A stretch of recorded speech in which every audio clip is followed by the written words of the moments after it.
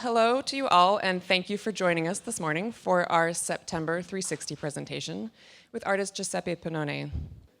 I've been poring over images of Giuseppe Penone's work online and in catalogs and in tiny printouts for months now as our team prepared for this show. And while his sculptures are definitely beautiful in print, nothing can compare to the power of sharing space with the objects themselves and feeling the presence of the materials Penone uses. Penone's roots in the Arte Povera group and in the natural surroundings of the Italian Maritime Alps have been the foundation for 5 decades of work that bring into focus the profound connections between man and nature, breath and clay, flesh and bark. Penone's work is held in public collections, including the Tate London, Centre Pompidou Paris, Musée d'Art Moderne de la Ville de Paris, Maxi Rome, Galleria Nazionale d'Arte Moderna Rome, Castello de Rivoli Turin, Stedelijk Museum Amsterdam, Museum of Modern Art New York, and Museum of Contemporary Art Los Angeles. Recent solo exhibitions include Whitechapel Art Gallery London, Château de Versailles France, Kunstmuseum Winterthur Switzerland, Madison Square Park New York, Forte de Belvedere Bobbly Gardens Florence, Beirut Art Center Beirut, and Musée Grenoble France. Penone has exhibited multiple times in the Venice Biennale, most recently in 2007, and in Documenta, most recently in 2012. He was awarded the Premium Imperiale by the Japan Art Association in 2014. The Nasher's chief curator, Jed Morse, will be joining Penone in conversation today. Since 1999, Morse has held curatorial positions at the Dallas Museum of Art and the Nasher Sculpture Center, where he has organized and written texts for exhibitions, most recently including Fila de Barlow Trist and Return to Earth, ceramic sculpture of Fontana Melotti, Miro Noguchi, and Picasso, 1943-63. Finally, I'd like to introduce and thank Barnaby Fitzgerald, professor of painting at Southern Methodist University, who offers his services as interpreter today. Thanks again to you all for coming out, and now please help us all to welcome Giuseppe Penone. Welcome, and thank you all for coming today and helping us celebrate the opening of this auspicious exhibition. It's extraordinary to think that Giuseppe Penone, being the river, repeating the forest, is the first U.S. museum exhibition of his work in over 30 years, especially after hearing that incredible list of honorable and incredible locations where he has had exhibitions just recently throughout the world. But we are pleased and, in fact, honored to be presenting Giuseppe's work here at the Nasher Sculpture Center. And since this is the first exhibition in the United States, in a museum in the U.S. in such a long time, we wanted to create an exhibition that would show the development of his work over those 5 decades, but also the great variety of materials that the artist has worked with. There is, as Anna said, a common theme that runs through much of his work in terms of the relationship between art and nature, and in fact, of the way that nature creates things and the way that artists or sculptors specifically create things. And so even though there is that common theme throughout many of the decades of his work, and we'll explore them in their detail today in our talk, there is an incredible variety of ways in which he explores those things. So we look forward to delving into that with Giuseppe today. And Barnaby, we're thankful to have you here. Giuseppe actually speaks beautiful English, but he feels more comfortable speaking in Italian. And so we will, Barnaby is going to help translate Italian. I wanted to start at the beginning, as it were. And this is a work that we have installed in our garden, but that dates from 1968, when you were 21 years old and just starting out, but doing some incredibly experimental works in the forest around your home in the town of Garesio, Italy, in the Maritime Alps. And there was this sense of direct engagement with nature. What was your impulse to go out into the woods and to create works of art in direct contact with nature? The problem was that in that time there was a a kind of tabula rasa in the art world about value of the art history, also the past, the recent past of the art history. So to look to the nature, it was a way to escape to the culture statue, and can do something that it start just from the man and related to the reality that surrounded the man. This was the basic idea. So it was to choose the medium to work, and I had this intuition that was to use the nature in form of tree, using the growth of the tree, like because tree is like a fluid material, and you can do form with the growing of the tree. You just need time.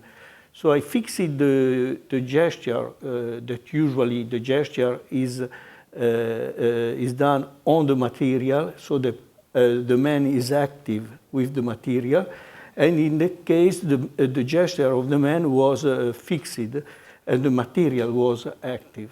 So the material, the tree himself, he do the work. Will do the print of the hand.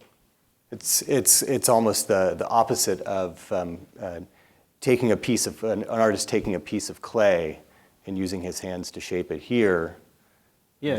The tree is actually creating the form within the artist's hand. Yes, and all the work that I have done at that moment was very simple, because the idea was not to produce a form, but just to indicate a possibility of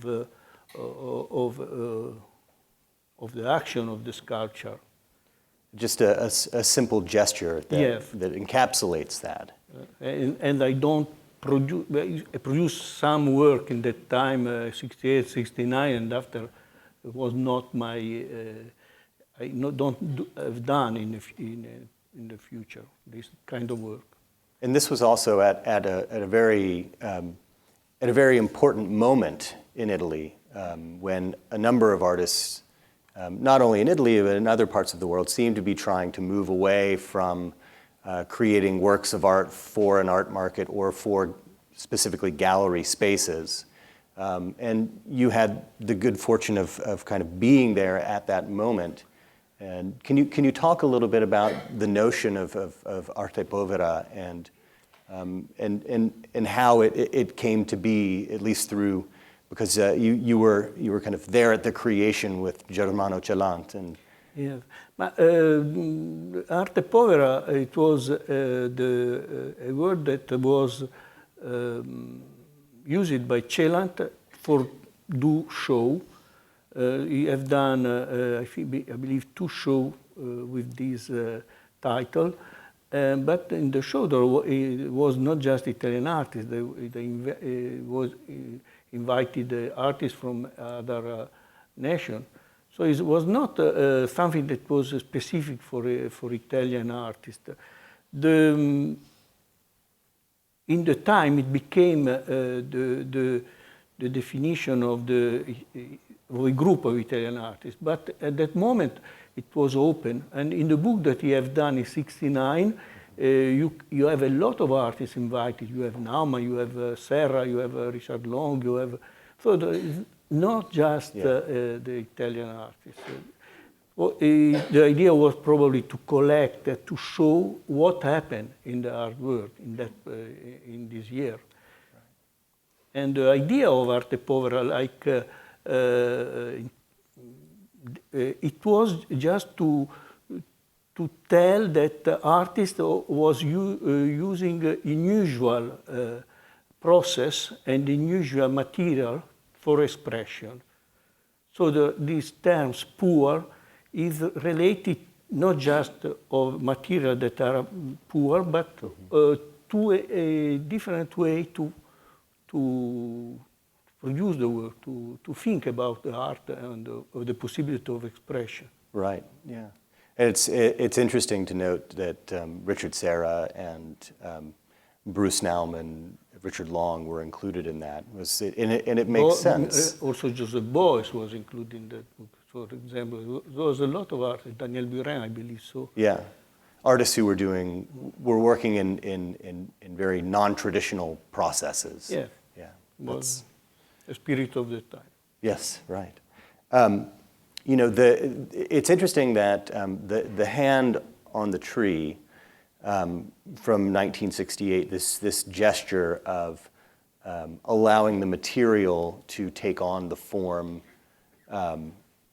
through the movement of the material rather than through the movement of the artist, is something that you explore in subsequent works, such as the patate. And we have photographs upstairs documenting the creation of these, as well as this display, which has, if you've been upstairs, you've seen this pile of potatoes just as you walk into the gallery. And hopefully you've noticed some smaller bronze potatoes that have some familiar features: a nose, an ear, a mouth. We'll go back to the photos, and I wonder if you could talk about this particular work of art and how it came to be. Yeah, this was a work that I've done in '77, about 10 years after the first work on the growing of the tree. And it was I was fascinated by the roots, by the anthropomorphic form that you can see in the roots in general. It's enough to think to ginseng and all the literature that is about the magic idea of the grow of the life under the soil. So I think it was interesting for me. It was like a kind of game to produce a work without touch and without see. So I put inside of the earth a mold with form of the face, and I connect to this mold. I put inside of the mold a little potato, and after I cover that, and after a few months, I had found some of potatoes that we can recognize like anthropomorphic, with anthropomorphic form. Yes, it was about 5 on 100 mold. That you planted 100 in molds in the ground, and 5 turned out. Yes. Yeah. If it was 100 potatoes, perhaps the work would be have a feast banquet, afterwards. Yes. With potato food. But just 5. What to do? I have done in bronze, and I show with the other potatoes, because just to suggest the idea of the anthropomorphic form that the potatoes have. Yes, it's you know, there's this fascinating connection not only with the process of making sculpture, because you know sculptors often will make a mold of something and then use that mold to pour something solid into it to render that form. But there are also numerous broader associations with burying something in the earth and what comes out of it. And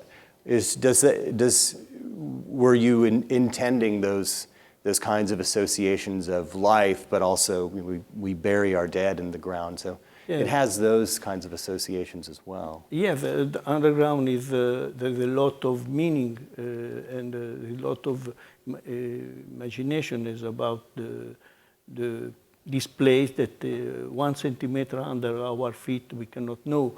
But I want to tell something about the mold. Mold is something that is very important in sculpture. The hand of the sculptor, when they do a sculpture in a traditional way, we can tell that are the mold of the sculpture. So if the process of making a sculpture is always about a positive and a negative, the mold and the object that you had from the mold. And sometimes the mold became the artwork, And so it is always a deal between these two elements, the action and the mode.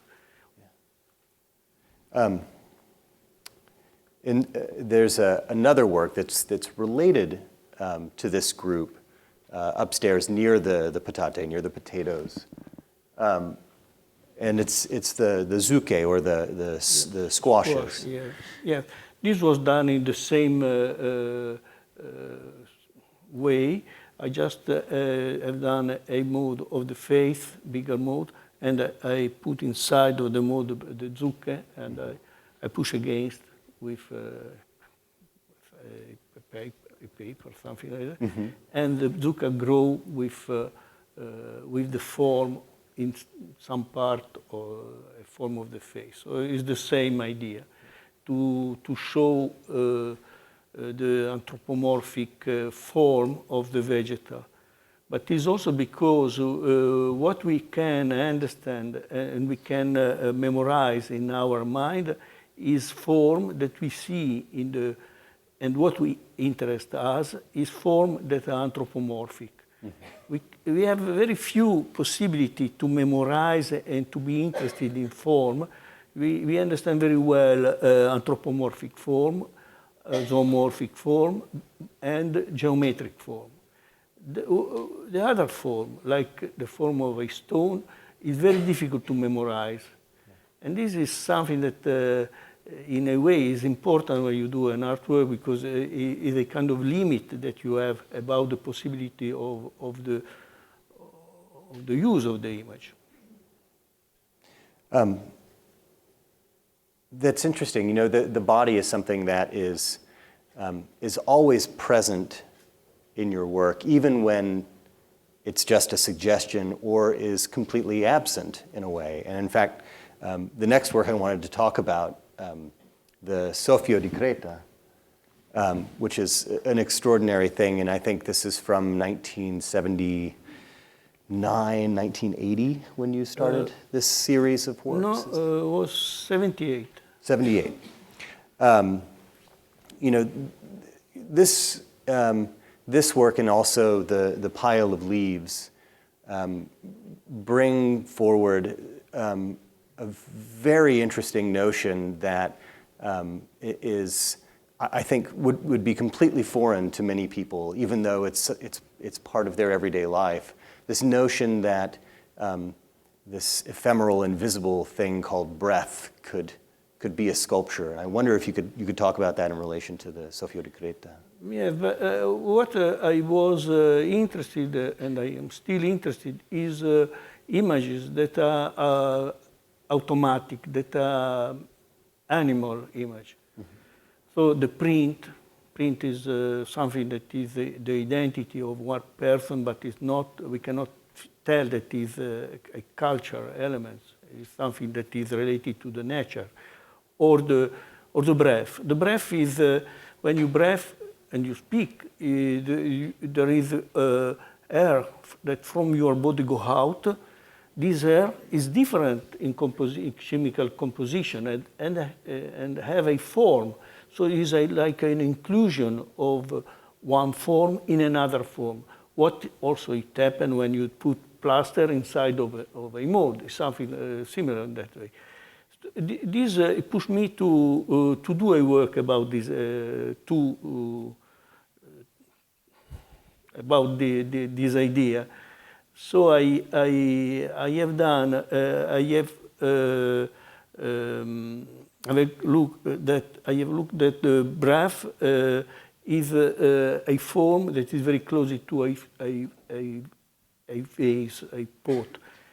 And also when you see the glass bottle, they have a form that is very close to the pot. But the pot is also a form that is anthropomorphic. Yes. Was used in the past for the funeral ceremony.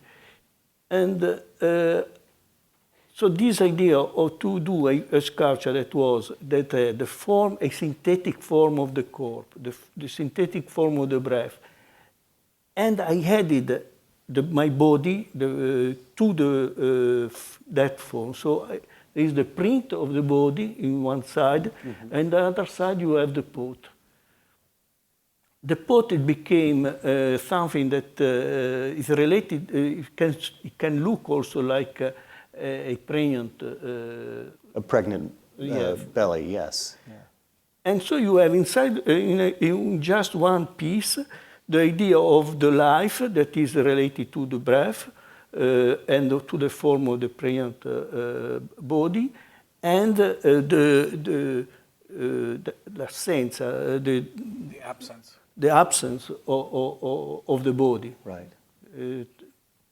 So the imprint, and then of course the imprint, the person is not. It's a anymore suggestion there. that someone was there but isn't there anymore, and then this kind of suggestion of pregnancy or the belly of the vase, suggesting a life that is present. That's I remember reading in other interviews with you wonderful descriptions of how when you breathe out, the breath kind of your breath actually kind of incorporates you and rolls around you, and with the way that the clay is modeled along the edges, you have a sense of this kind of rolling. Yeah, it was also a description in a way of the movement of the air through this part that is in the side. And then this Sophia, this breath sculpture is a bit different, and it's one that you've done in a number of materials. But I wonder if you can talk about the leaves and the significance of the leaves and its relationship to this. The leaves is a form that is that have its position in the wind, and she's very light.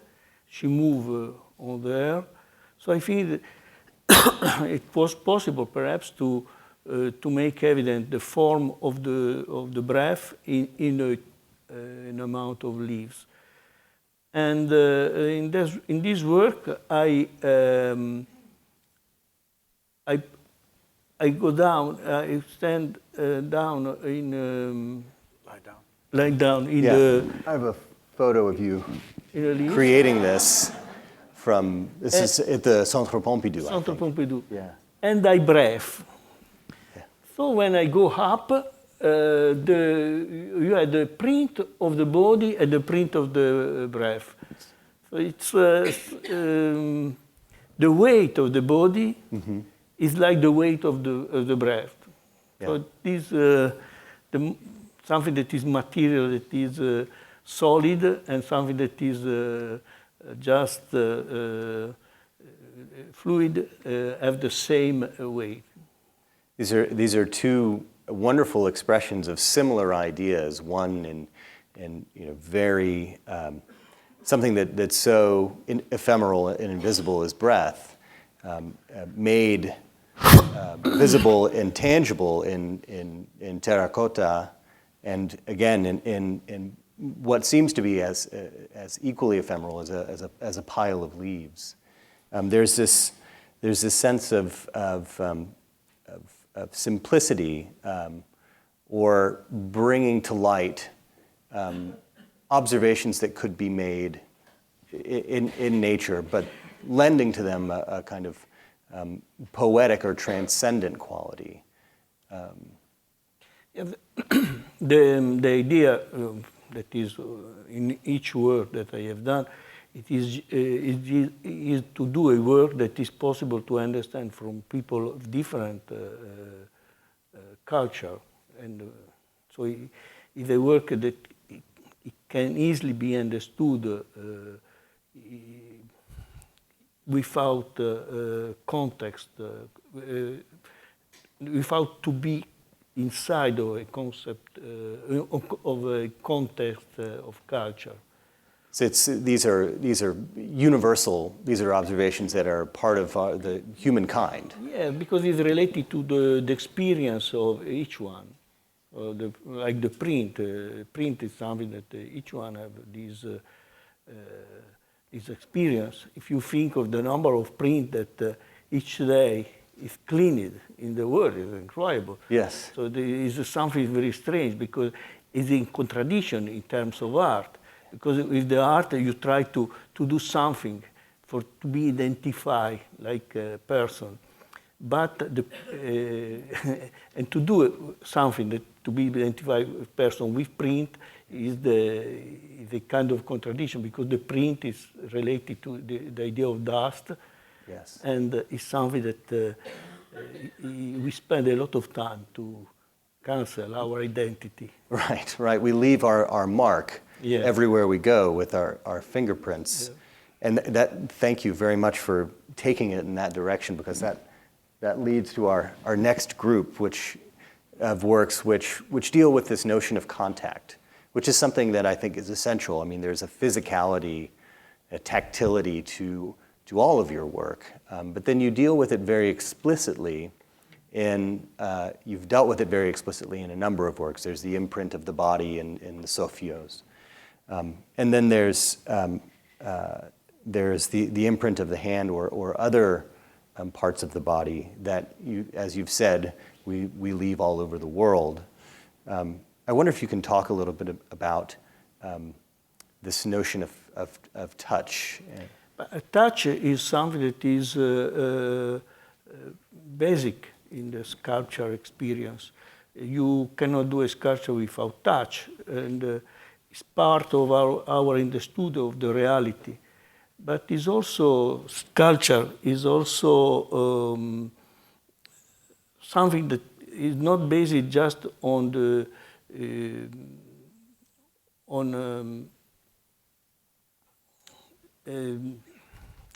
Lo dica in italiano. No, voglio dire che non mi viene la parola neanche in italiano. No, is in painting. You have convention. Okay. Yes. You have convention. In sculpture, is something that is outside of convention. It can be outside of convention. If you do a drawing of a chair, it's a drawing. Is recognized like a product of cultural product. But if you do a chair in sculpture, like a chair, is a chair before it became a sculpture. So there is something. It's the different approach when you do sculpture and when you do painting. One of the basic experience that you have in sculpture is to touch, and the touch is to shape your body with the form of the things that you touch. Mm-hmm. But also, if you close your eye, the touch have no dimension. It's something that have no, the sensation of the touch is not limited. It can be the contact with the universe in a way. So for that reason, I have done many works about this idea. The idea of the touch, the idea of the print, the idea of the skin also, like seeing through the skin with the black drawing, yes. Or the piece with thorns, where is the print of leaves, and I mark the drawing of that contact with thorns. The infinite points of contact that the skin makes with the surface. To remake le cose terminali nervose, volevo dire. To point out the vast number of neural receptors that are both in the fingers and in the lips. Yeah, it's wonderful that you say when you close your eyes, touch has no dimension. And because in the propagazione, the propagations, you have your fingerprints on the canvas, and then you expand them out, kind of following the lines of the fingerprint in concentric ripples or circles, which which gives a sense of a suggestion of not only of that space expanding out as if they're kind of planets in moving in concentric circles, but also of time. There's a suggestion of the tree, which is also an important element in your work. Yes, it's a model of growing. When you touch the surface of the water, you have waves that have a circular form. So I related together the line of the print just to have one circle, and after I continue with the model of growing that you can see also when you cut a tree and you see the different ring of the growing. This observation pushed me to do a work in. It was done. First one was done in '69. Was I take a beam and I have revealed the form of the tree inside of the beam, following a ring of growing. Here, we'll jump ahead and take a look at those. So these are prominently placed right in the middle of the gallery upstairs. The other, we were just looking at images of the Giardino Reale in Turin on George's phone, and of that wonderful fountain. Your remark about, when you touch the water, it creates ripples. And can you talk a little bit about the fountain, the fontana?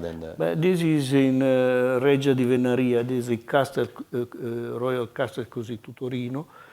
And they asked me to do an intervention in the garden. They give me a space that is about 60 meters on 500 meters.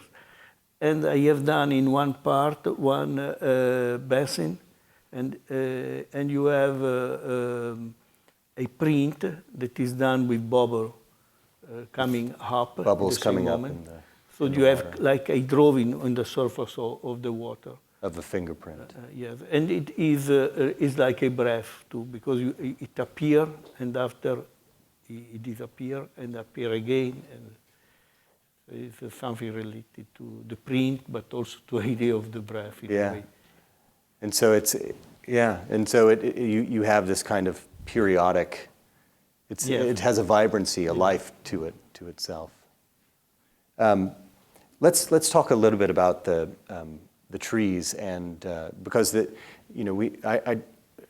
I proposed the title "Being the River, Repeating the Forest" based on the titles of those series in your work, because they seem to, I think, relate very clearly the connection between what the sculptor is doing and what nature does. If we can go back just for a moment to Being the River, which is this series of stones. Can you explain a little bit about that series? Yes. I realized that making a sculpture in stone, that the process of the stone sculpture is very close to what happened to a stone beneath in the river, because you have shock, you have sand that clean and also the rock that is in the river lose parts that are not che non sono compatte, perde le parti. So the rock is basically carved by the water. Yes, carved by the water, ma cosa voglio dire è che l'acqua si spacca e rimane solo il nucleo, un nucleo molto coeso. So that because of that, what remains is a kind of nucleus, a cohesive nucleus that has discarded parts that are not part of it. And this is what it happens also when you make a sculpture in stone, because you have to take a stone that have no default, because if no, it became, you cannot do the work or became a problem. So there was a lot of similarity between, and I think it to take a stone in the river and after go back in the mountain, there was a quarry with the same stone, take a piece of this of stone of the quarry and repeat exactly the form of the stone of the river. So in very short time, I have done what in the river was done in many years. Yeah. So there's again, this very subtle sense of time and effort as well. I mean, is suggested by this comparison between the river carved by the stone and then the river carved that you carved to look like. In a way, you became like you do something like the river. So you became a river. Yeah. And so, with the trees, this is a project or a series that you began in I think 1969. Is 69 years. And correct me if I'm wrong, but the notion of repeating the forest is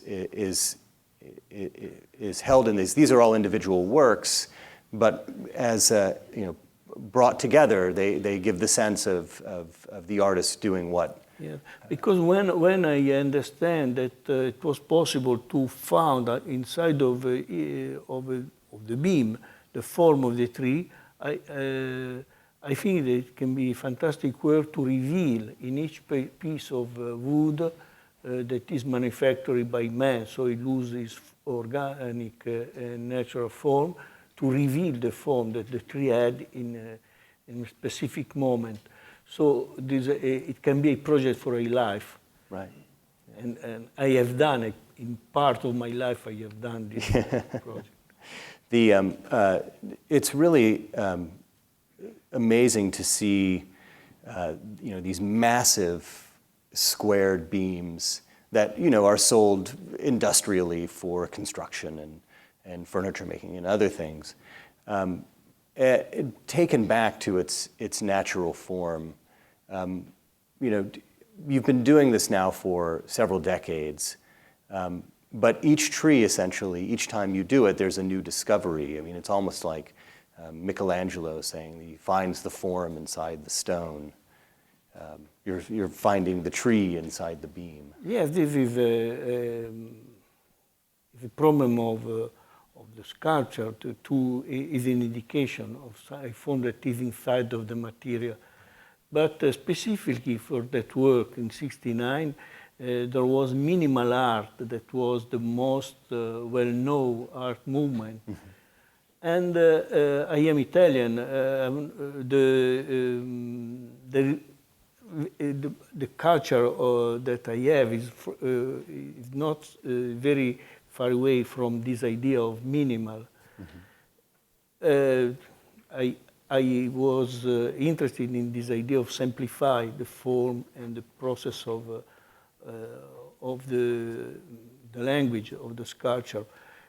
But I think it can be dialectical in a way to show that inside of a geometrical form of a material there was something that was not that was still nature, that was still image in a way. For me, was also that the reason that pushed me. I think it was interesting to compare to what happened in that moment in this year. Almost a response to. Yeah, the kind of dialogue. Yeah, and we've talked a bit about.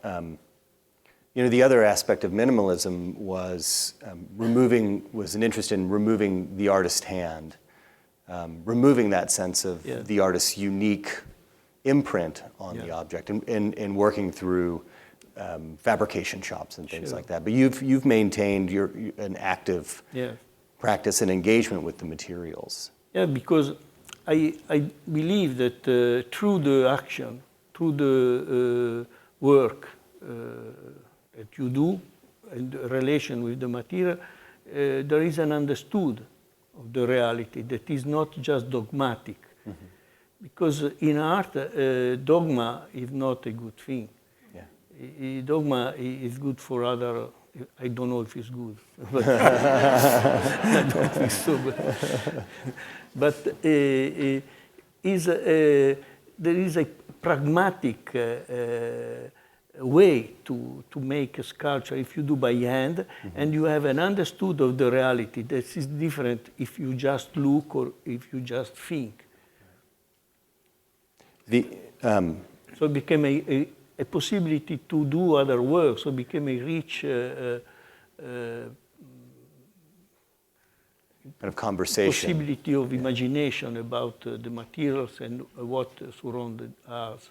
Right, and it allowed you to think much more deeply about the materials, understanding them. As Also a possibility to imagination and astonishment related to the reality that surrounds us. Right. We were talking a little bit about the origins of the word astonishment, stupore. Yes. Yesterday. Yes. Go ahead. No, in Italian we have stupore. Stupore is when you are astonished. And after you have another word that is stupido, that is mystery. So the artist must be stupid, but not always, just sometimes. Right. To maintain that sense of astonishment, fresh but not all. Yeah. Looking the reality, but so it's something to be used in moderation.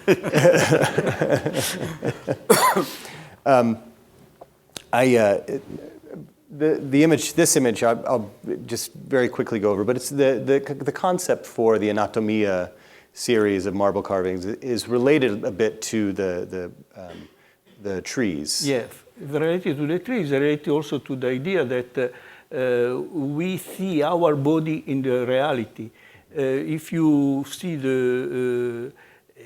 a marble and you see vein inside the marble, vein is in reality is no vein, it's different form. But the idea of vein is related to our body, and is a word that I think you can have this in English, in Italian, in many languages. The imagination of the man to project his body in the reality is you can understand and you can see everywhere. So I think to take just a piece of marble that had vein, and I carved it to reveal the vein, and with the vein the idea of vitality that it can be inside of the material. This kind of I'm not even going to be able to say this word correctly, anthropomorphization of the material. Of the material, yes. Going back a bit to trees, this is a really wonderful work, and it's made of bronze casts of branches and leaves. And when you go up, so you can't see it in this image, unfortunately, but when you go upstairs, look closely at it, and you'll see leaves that are positioned to resemble a face, and then these bars that are crossing.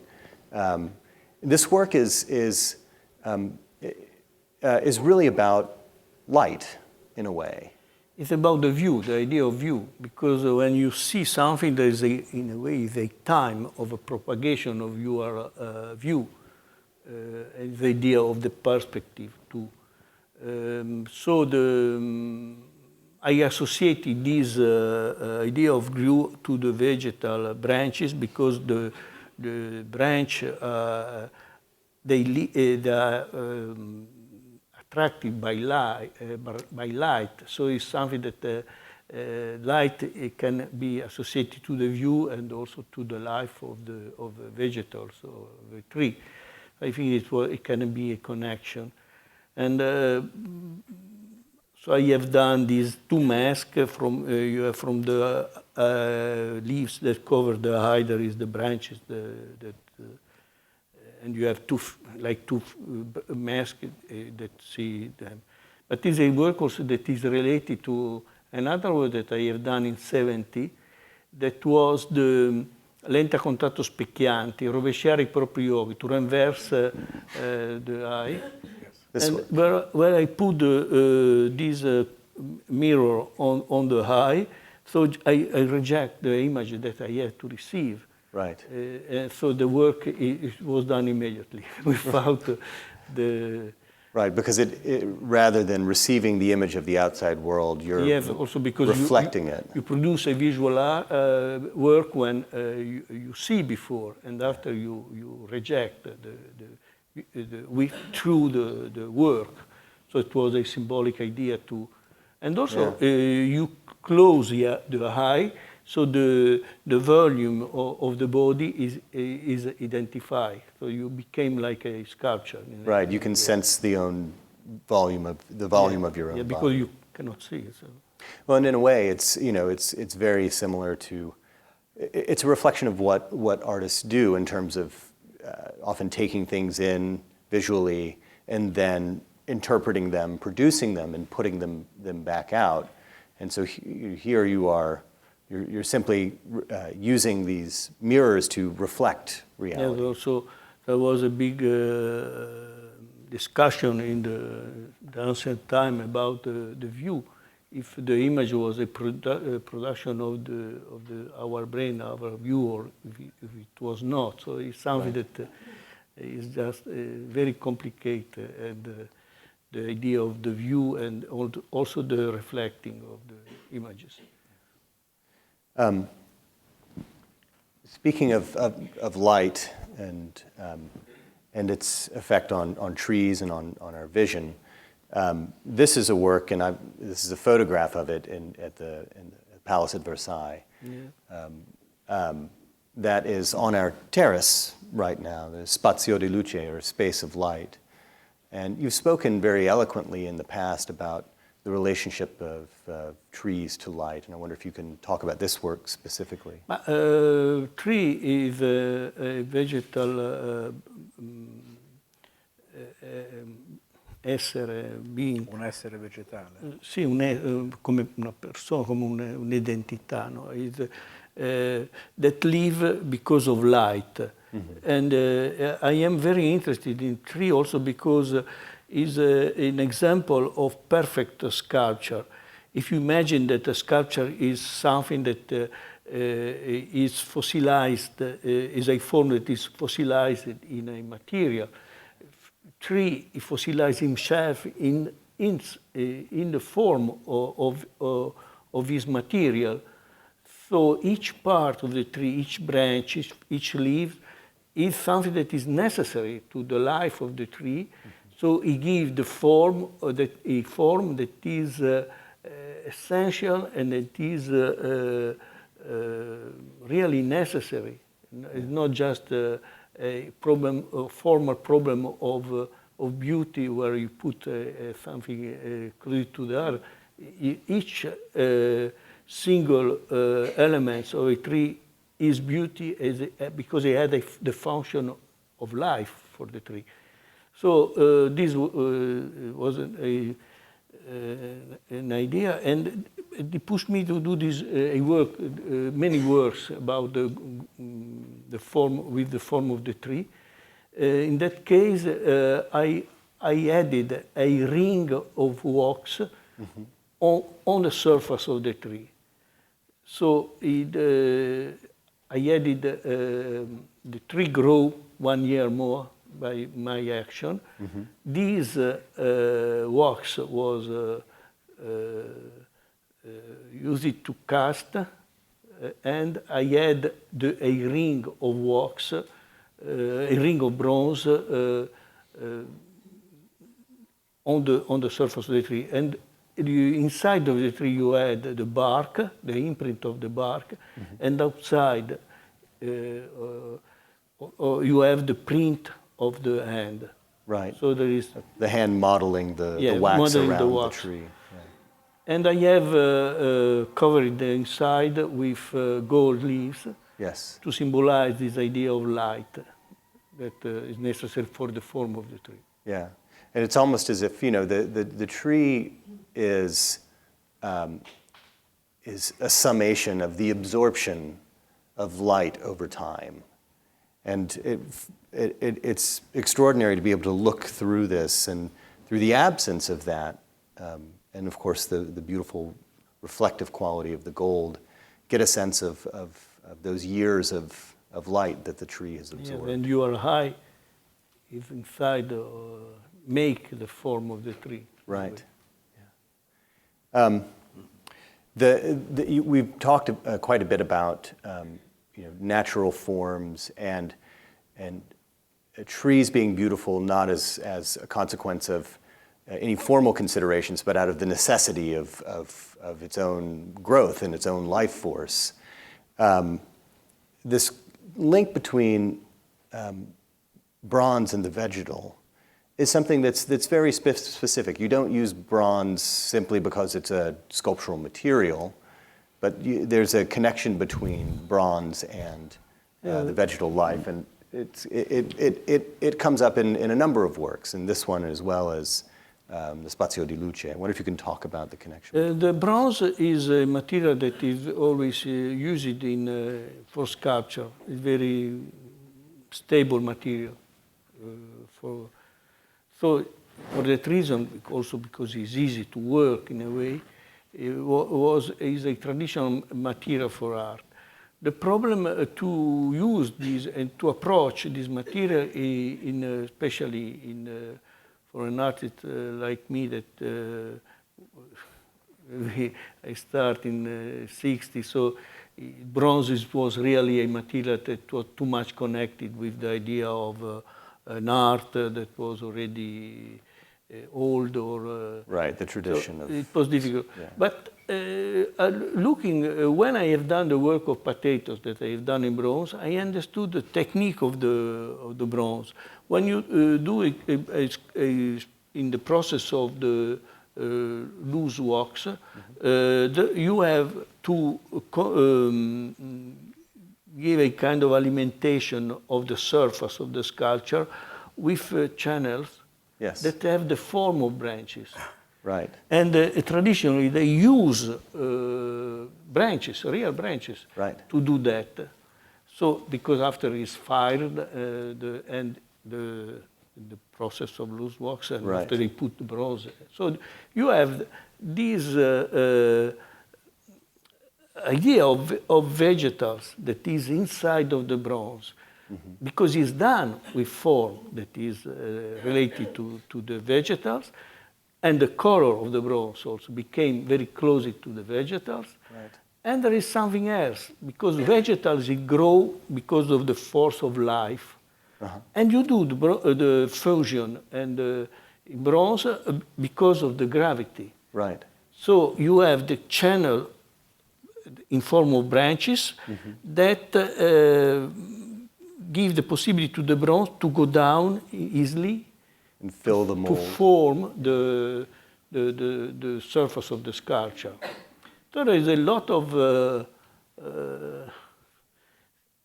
when I was a student, I was impressed by a photo of Gaudí, Anthony Gaudí, that he have done a study for a model of cathedral. He had a line inside of the space with weight. Yeah. That so to study the curve of the arch. Oh yes. Yeah. So he reverse the arch. Yeah. And this is something that is related to that idea. Yeah, that's fascinating.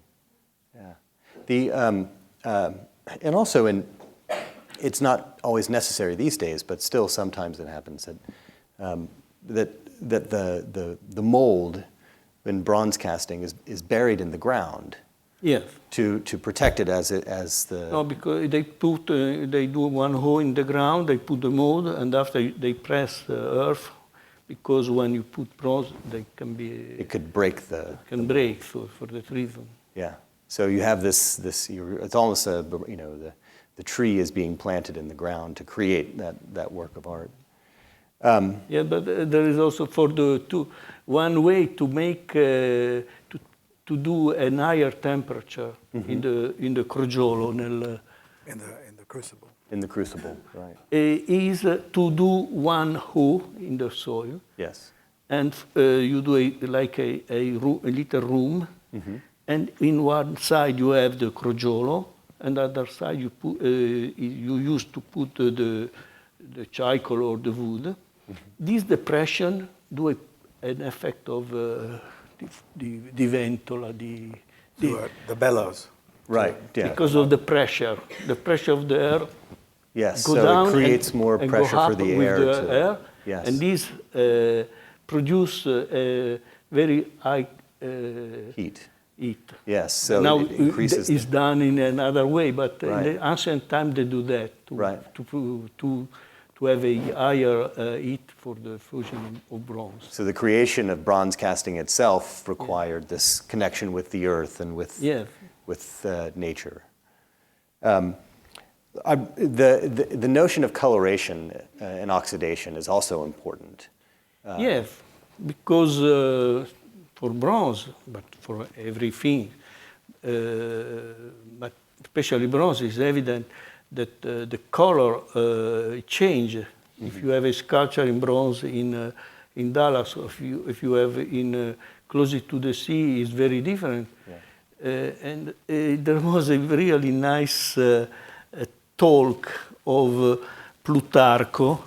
Plutarch about the temple of Delphi in Greece, and the title of the book is Dialoghi Delphici, dialogue about Delphi. Mm-hmm. And there is a group of persons that visit this temple, and for a long part of the text, they speak about the color of the bronze of the statue, not about the statue, of the form of the statue, but about the color. Huh. Because they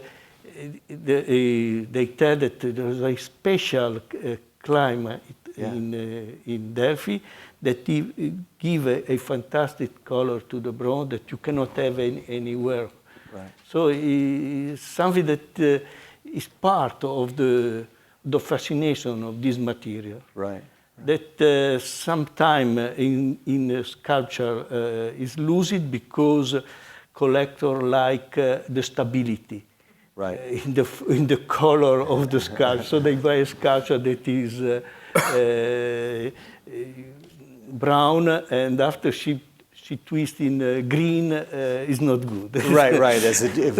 But is a beautiful life for the sculpture himself. And then the indistinti confini, I didn't realize the combination of the bronze and the marble was... This is, the intention is that, because if you install outside the sculpture, the marble will take the color of the bronze. As the bronze oxidizes, it will wash over the so you have marble. A kind of life that will, and an integration between the bronze and the marble. Yeah. I wanted to end with a conversation about this work because it's the largest work in the exhibition, and it's also an extraordinary thing, an enormous 32-foot-tall bronze tree with 5 actual granite boulders held aloft. It's called, you call these works ideas of stone.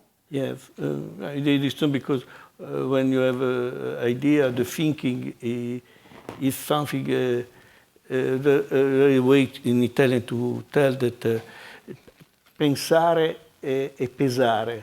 To think, pensare. To think and to weigh.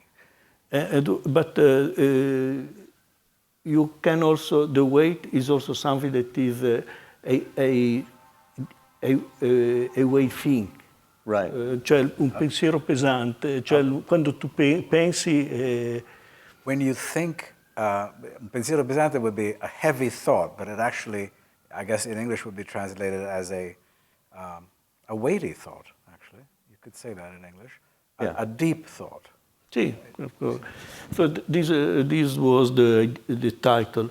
The work was simply an indication of the form of the tree. The tree was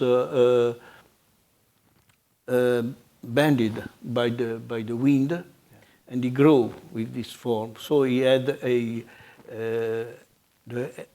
weight of the wind bend the tree, and I used the stone to mark this action, and also the action of the life of the tree that escape from the gravity force, and the the weight of the stone that remember us the gravity force. Yeah.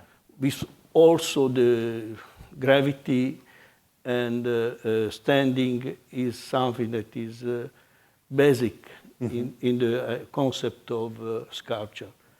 So it's also that, for me, have also that meaning.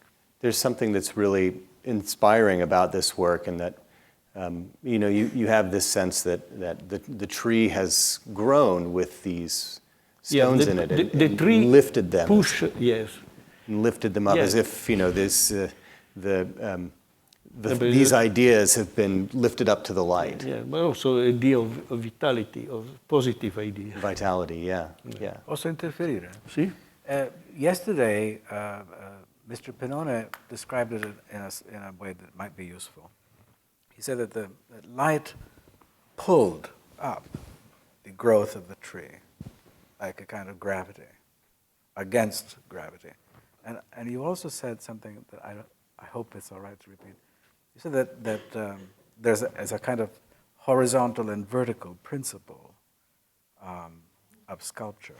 The vertical being representative of the weight, and the horizontal being representative of the balance, or something like that. No, the horizontal represents death, and vertical represents life. Life, definitely. It is two orthogonal elements. Right. Because it is the the unusual,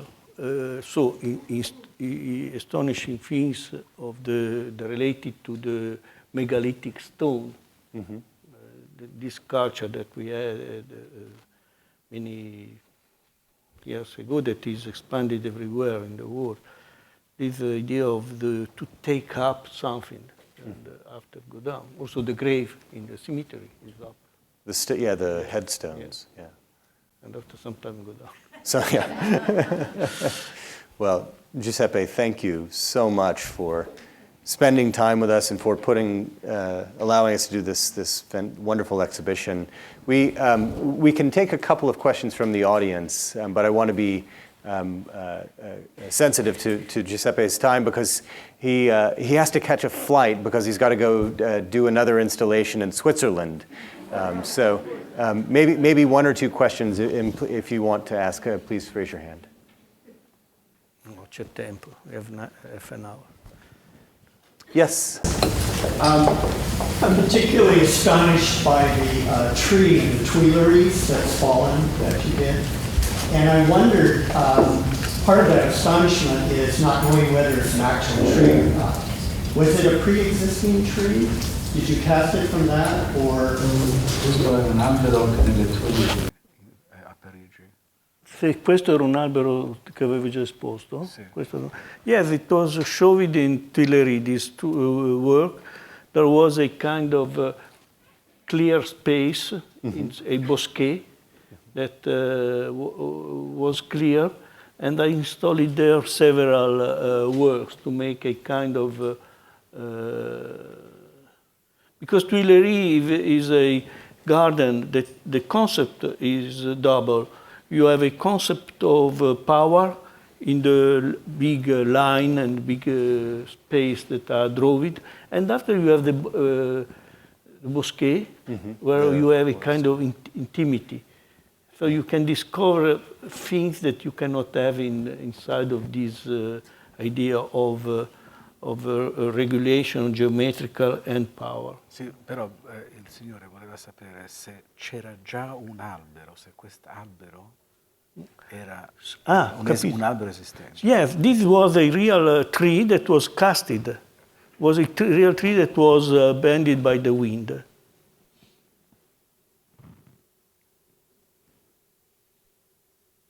Yes. One of my favorite pieces of yours that I've ever seen is your installation at Moxie. And I was wondering if you could elaborate on the connection between your use of leather and sap and how that relates to some of your other materials that we see here. Voleva sapere della mostra Maxi, dove c'è una combinazione di cuoio e, come si chiama, sacco, come quella stoffa. Juta. Juta, sì. Ma dove è questo? Where did you say this was? Maxi in Rome. Maxi in Rome? In Rome. No, my Maxi is just no, Maxi. Yes, yeah. No, Maxi there is leather. Is no jute. No Leather and resin. Yes, leather. It's the leather that I take the print of the bark of a big tree, and I cover the wall with this leather. So when you go inside, it's like if you go inside of the tree. Yeah. And the fact that, the leather is an extension of this idea of the print. It's an extension of surface. is the distance that you have between the thing that you touch and you is the skin. So the leather is the skin of the coat, but it was about this idea too. And then in a number of works, because I believe she was also asking about the use of sap or resin. Oh, sap. I thought you said sack. Yeah. No, the resin, because in this installation there is a beam, Yes. and I carve the beam and I take out, in a way, the tree that was inside of the beam. So it disappears, and I put inside the resin of the tree. The kind of fluid life of the tree. Fluid life inside. Yeah, that makes much more sense. Well, why don't we go ahead and wrap it up? And if you have other questions, perhaps we can answer them over a glass of wine. So thank you all very much for coming. Gracias.